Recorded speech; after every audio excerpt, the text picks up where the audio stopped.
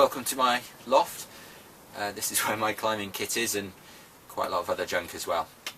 And today I'm going to put together the rack that I would take down for the majority of routes at Swanage. So this is routes from, I guess, about Hardsville VS right through to about E3. So to start with, you need personal kit that's going to go on your rack. Obviously a belay plate. This needs to be good for abseiling in. Some are too slick and it's quite hard to control your abseil. Some are too grabby and it's difficult to keep your abseil smooth. If you're struggling with a grabby belay plate, then clipping an extra carabiner in behind the plate will make it run more easily. So it's worth experimenting with that. But I find this pretty good on most ropes, and I quite like the fact that you can use it in guide mode, and I sometimes do that because the belays at the top of Swanage are on stakes or relatively new fence posts. They tend to be good belays. On it goes. Now, Swanage is a relatively serious place to climb, simply because it's a sea cliff and it's accessed by abseil for all of the bigger crags. So if something goes wrong, you might need to climb back up your abseil rope, and for that reason you definitely need to carry a couple of prusik loops and know how to use them. I also carry a small lightweight mechanical ascender. This is a Wild Country Ropeman. This is quite a lot quicker, smoother and easier to use when you're jugging up a 30-40 metre overhanging abseil. It does start to matter, and so I always carry that because I don't think the weight is of any significance at all, really. Just one thing I would say about prusik loops: these tend to be cut to just any old random length, but in my opinion you want to cut them and tie them so that they're more or less the same length as a 4-foot sling. And the advantage of that is that I find that actually I use the prusik loops far more for threads than for any sort of standard prusik loop use.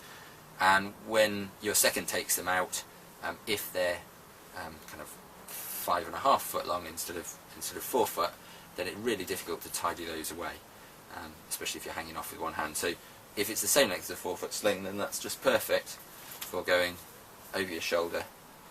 It's easy to carry like that.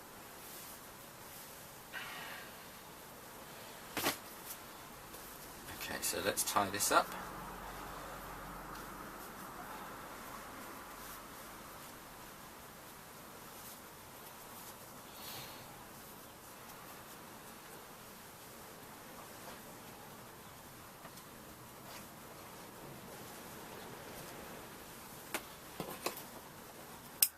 That's prusik loops. And the other bit of personal kit, I would strongly suggest both the leader and the second carry a nut key. When you're leading, a nut key is often really useful for cleaning out sandy cracks, hooking awkward threads. I definitely think that you don't want to just have one and leave it with your second, but of course your second has to have one to get your gear out. Right, okay, so on to the passive protection then. Wires first of all. Now Swanage rock is pretty good, but it isn't bullet hard like carboniferous limestone in the Peak or Cheddar, or grit or granite, and so it does tend to lend itself to slightly larger gear, and you might see that reflected in what I'm carrying here. So that's a number 10, a 9, an 8. I think I quite often carry 2 8s. Where's the other one? That's it there. So 2 8s, 2 7s, and they just happen to be different wires. I think that one is probably an old Swanage or something like that. If you do come across, if you do have like more wires than you need, then it's worth carrying ones that are different from each other, because just occasionally I find the extra width of that will fit really nicely in a placement where that won't, but as a minor detail. And 2 6s again, one's a walnut there and one's a rock and the different shapes are sometimes useful. So that's my crab for larger wires. Then medium sizes, and you've got quite long pitches at Swanage, especially if you lead from the ground to the top, which is often quite a good move. So you need a reasonable number of wires, 2 5s, 3 4s. A lot of people climb with just 2 of each size on their rack. I really think for a lot of climbing in the UK, where the pitches are full length, it's worth carrying more than that. So 3 number 4s, 3 number 3s as well. These are my middle size wires, and these are my small ones here. And these are a bit of an eclectic mix again that I've built up over the years. There's a couple of 2s there, and then there's a couple of offsets which are probably around about a 2 as well. There's a couple of 1s, and that one's an offset there again, it's about the same size as a 1. I don't carry any micro wires. There's a few routes at Swanage that are short and badly protected where you do need micro wires, but they're quite specialist, and they're the big routes in the Ruckle and Guillemot Ledge and places like that. You don't need micro wires. I find that if I'm placing them, the advantage I get from having some gear that probably isn't that great is largely offset by the fact that I've got more pumped, more tired placing it. So I don't carry anything smaller than that unless I know that the route requires some specialist gear. Now cams are really useful at Swanage. There's lots of wide bobbly cracks that cams sit in beautifully. It's steep climbing, and so sometimes you're hanging on and it's quite hard work placing the gear, in which case a cam tends to be a bit quicker. And there are quite a lot of horizontal breaks. The bedding planes in the Jurassic limestone often have a nice slot varying from maybe about this size through to really quite wide stuff, that you can get cams in, absolute bomber cams in horizontally. I go quite big with my biggest one. This is a number 3 Camelot. I think this is great because it has such a big range, so if I come to a decent wide crack from solid hand size to up to nearly fist, then that will go in it. And it's quite heavy, and sometimes when you clip it onto your rack you think, do I really need that? I find it goes in a lot, so I usually carry that. And then that's a 3, so that's about, well, that covers the bottom end of the range of the one you've just seen. That's 2.5. That's my favourite cam size. It's exactly the size that you want for a hand crack. Some of the routes in Indian Creek, the perfect hand cracks out in Indian Creek in Utah in the States, you need 10 of those. Swanage 1 will do. But I always think, hand jam, fantastic, that's solid, and I'll definitely get a really good piece of gear next to it. Then that one is, that one was a 2.5, that one's a 2. I quite like these DMM cams because you can just extend them using the bit of tape that comes on them, and that saves on quick draws, which is good on a long pitch. That's a 1.5, some random Camelot. There's another, that's a 1, that's another DMM cam. There's a 1/2. I think this must have been going cheap sometime when I was earlier in my climbing career. These HB designs are sort of obsolete, I suppose, now. I don't think they make them anymore. But they're only really, this trigger mechanism is only a problem in winter when you've got gloves on, like Scottish winter or in the Alps. So I find that absolutely fine at Swanage. And this is my smallest cam. I don't always carry this because its camming range is so small and the cam surface area is so small that if it's not in good rock, there's a fair chance that will rip out. But I guess more often than not I stick it on my harness. I suppose if I think I might be scared, I put it on my harness. Right, okay, so that's that. And finally, there's a bit of a debate really about these things. Now, there seem to be quite a lot of hexes here. I'm not going to take all of those. You do see people climbing with a big rack of hexes, and they're clunky, they're heavy. I'm not a fan of carrying lots of them. And the only reason I've got lots is that sometimes if I'm when I was working with clients, it's an advantage to have lots of these because they're easy to get in, easy to get out, and if somebody can't extract them, it's not as expensive. But I quite often carry these too. I think it probably depends on the mood I'm in, but I find that those two, there's quite a lot of cracks at Swanage where you get a really good piece of gear out of these and nothing else would be as good.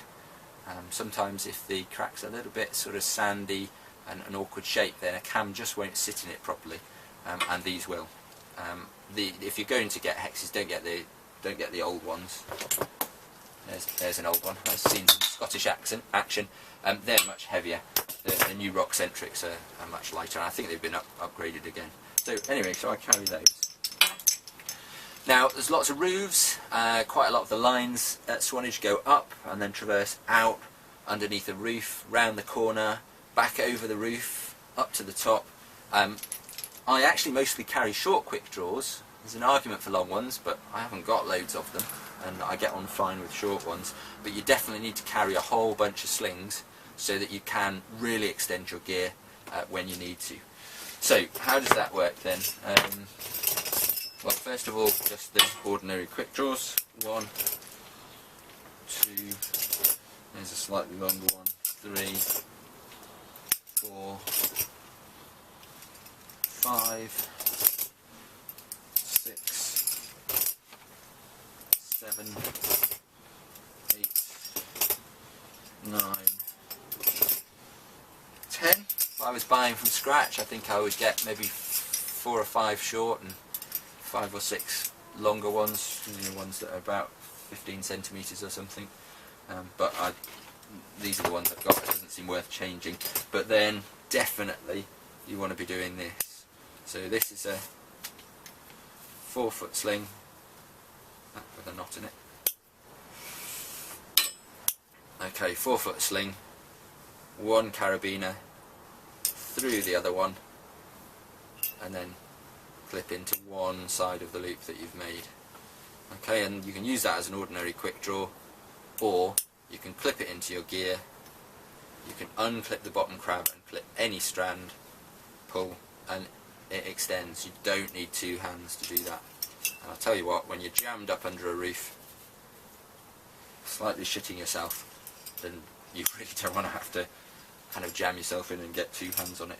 So there were 10 normal quick draws, that's 11, 12,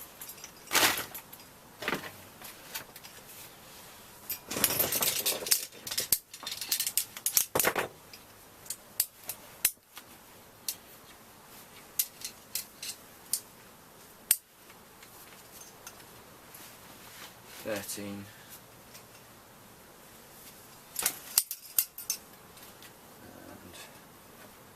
tend to go for 14 of these, I think. Just got to find enough carabiners. There we go.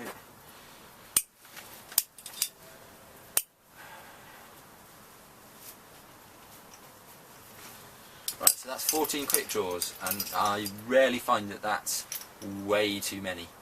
Even on routes where I'm well within my, well within my ability level, I still find that I probably use a fair majority of those quick draws a fair bit of the time. I would only carry less than 14 on routes where I knew there wasn't very much gear, and that's not Swanage. The routes there are pretty much all well protected, or if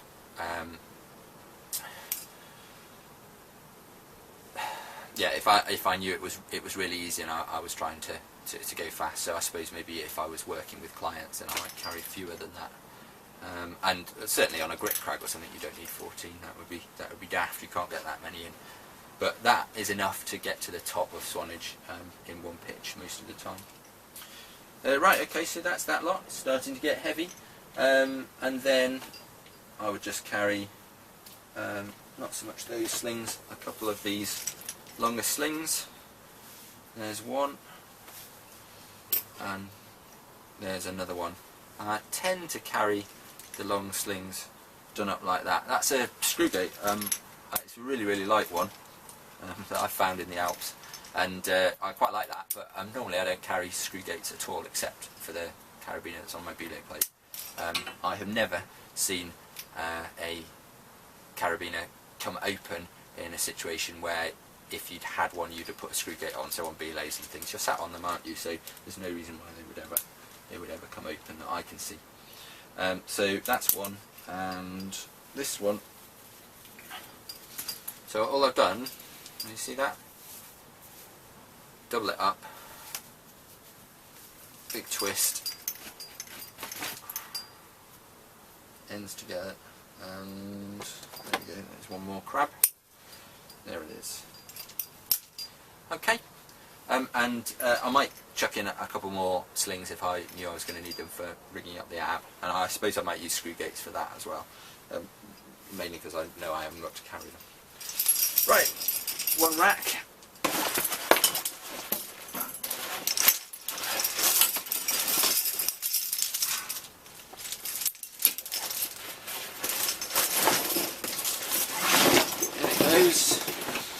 What else do we need?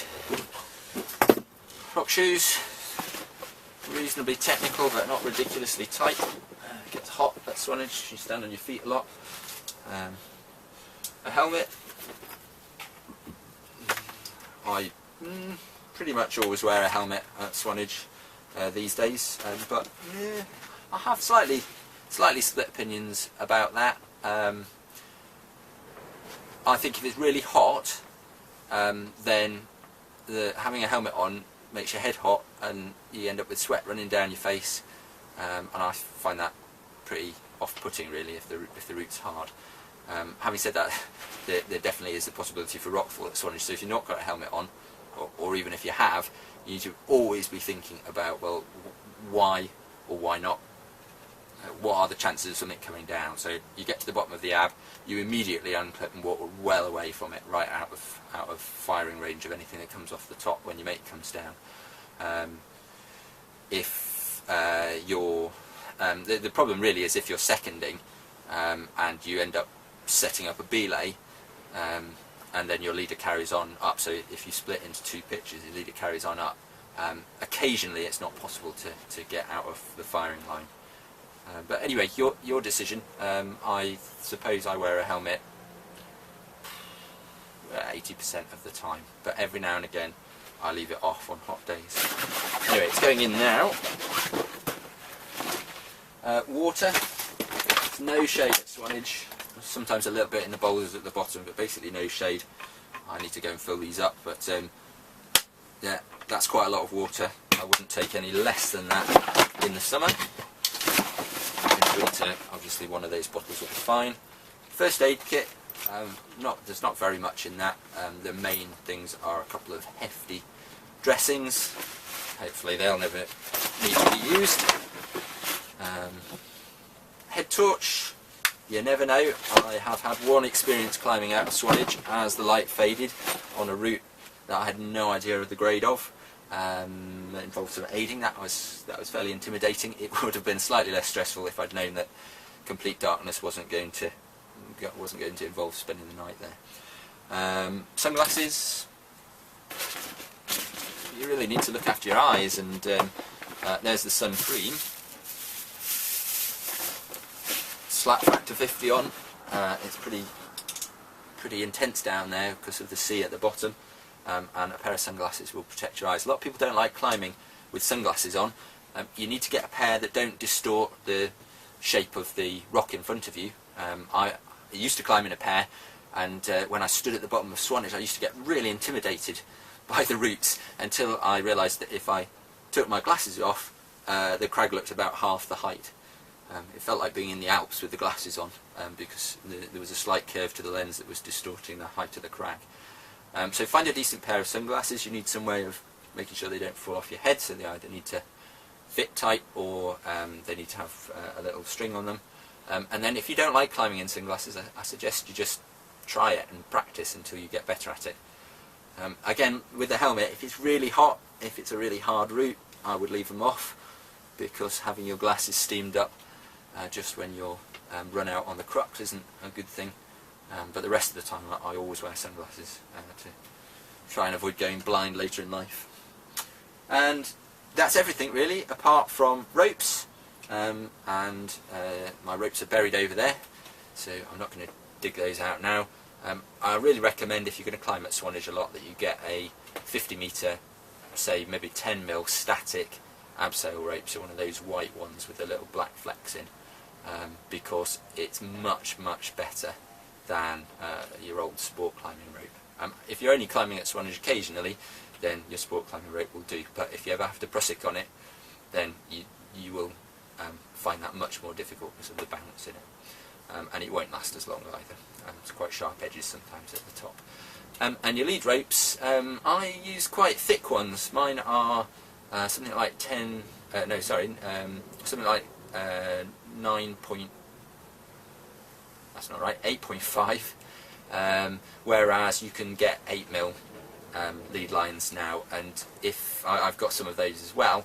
At Swanage I like the slightly extra thickness, because it feels like the rope runs around lots of edges. When I'm climbing other places, I quite often use a lighter lead rope, because, well, you pick a full rope up, and then another one, and hold them in your hands like that, and think, well, at the end of a 45-metre pitch, you're dragging the weight of both of those up with you, plus there's all the friction. That's quite a lot. That's why it often feels pretty hard work at the top of a route, even if there's not actually any bad rope drag. But you just have to make a decision on that. I know people that use thinner ropes at Swanage because they're long pitches, and I don't know anybody that's got into trouble that way. Right, okay, now a couple of things that I still need to put in, otherwise I'm not going to have a very good day. There's my harness. It wants to have lots of gear loops on it, although the harnesses that have 55 on now seem a bit overkill, but I quite like having 2 on each side and 1 at the back. Chalk bag, okay, and some spare chalk. This works really well, by the way. This is the patent perk system.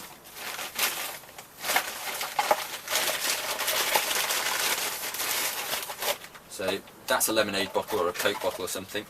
This is a Capella apple juice bottle. You have to be feeling posh to buy one of those, but it's got a wide neck. Maybe you can find something else. This fits in there, perfect funnel. Stick your block of chalk in there, bash it up with a nut key or something, and you fill your bottle. What's the advantage of that? It's really easy to fill your chalk bag even on a windy day with this, because you can get the whole of the neck of the bottle into the chalk bag and just tip it up.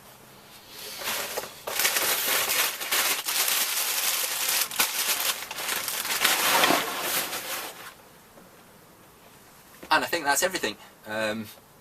Obviously clothing and stuff you need to have a think about, but you need to just play it by ear. It's often hotter at Swanage down on the crag than you're expecting at the top. You tend to get wind at the top and still conditions at the bottom. You'll find that out by going there and seeing what it's like. I guess to start with, just don't stint on spare clothing, but also don't stint on warm weather clothing. So like a zip-off pair of trousers or a spare pair of shorts is quite a good idea in case it turns out to be absolutely roasting. And then anything you can do to keep yourself a bit cool when you're climbing is worth having in your rucksack. Okay, well, I hope that's vaguely useful.